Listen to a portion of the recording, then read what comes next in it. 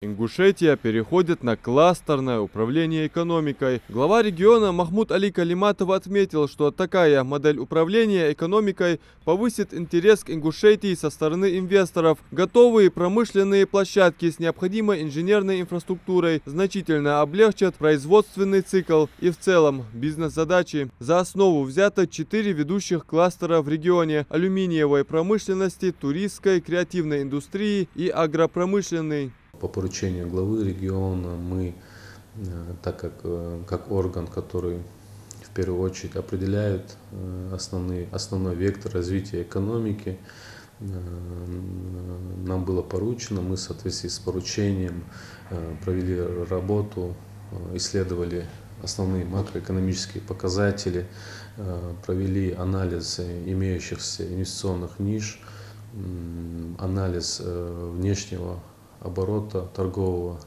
региона и в первую очередь проанализировали имеющиеся цены на продукты первой необходимости в регионе. Соответственно, чтобы производить внутри региона тот или иной товар, нами было принято решение локализовать предприятия одной отрасли внутри нашего региона, то есть по возможным имеющимся кооперационным цепочкам.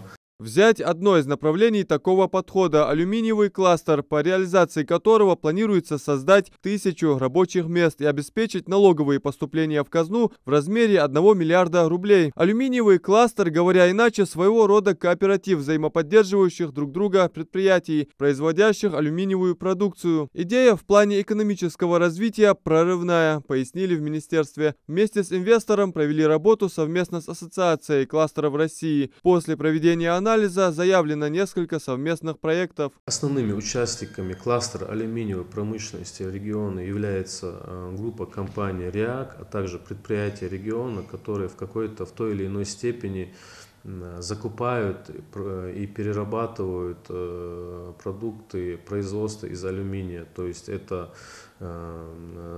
кроме группы компаний РИАК, это завод автоприцепов МАГАЗ, это в том числе компания Старт Плюс, это компании, которые строительные, которые реализуют и устанавливают алюминиевые окна, двери, и также предприятия по производству и реализации строительных инструментов. Соответственно, чтобы выйти на должный уровень и быть конкурентоспособным, инициатор проекта планирует построить завод по производству алюминиевой экструзии собственной, и который позволит ему уменьшить себестоимость при производстве данных алюминиевых слитков.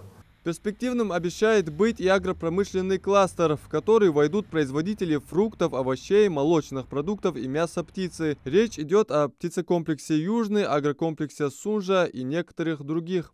На сегодняшний день мы ведем переговоры с инвестором, который реализовал уже в регионе один из самых крупных проектов в СКФО, это птицекомплекс Южный, заявил желание построить в рамках кластера собственный комбикормовый завод.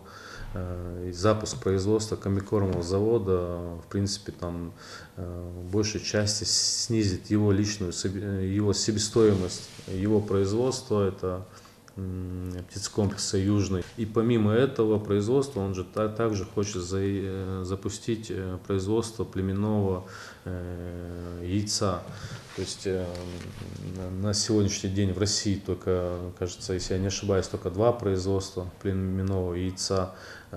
Также мы и закупаем из-за границы. В креативном кластере решено объединить творческих людей, художников, дизайнеров и ремесленников. Реализация этой площадки позволит создать свыше 300 рабочих мест. Реализовать планируют уже в текущем году. И один из самых масштабных и интересных кластеров создается в туристической сфере на базе курорта Арымхи, дальнейшее развитие которого позволит к 2030 году увеличить туристический поток до 500 тысяч в год, а объем туруслуг до 600 миллионов рублей в год.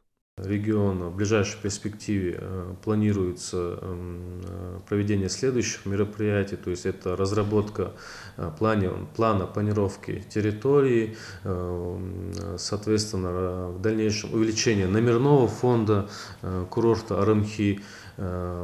Далее, в части инфраструктуры, в первую очередь, разработка проекта сметной документации и дальнейшее строительство 8-километровой горнолыжной трассы, а также строительство 3-канатных дорог. То есть мы считаем, что в ближайшей перспективе нам это будет достаточно, чтобы значительно увеличить туристический поток в наш регион. Помимо увеличения налоговых поступлений и создания рабочих мест, благодаря новому подходу управления экономикой, планируется преобразить регион в плане инвестиционной привлекательности. Адам Мережков, Магомед Дидигов, Новости 24.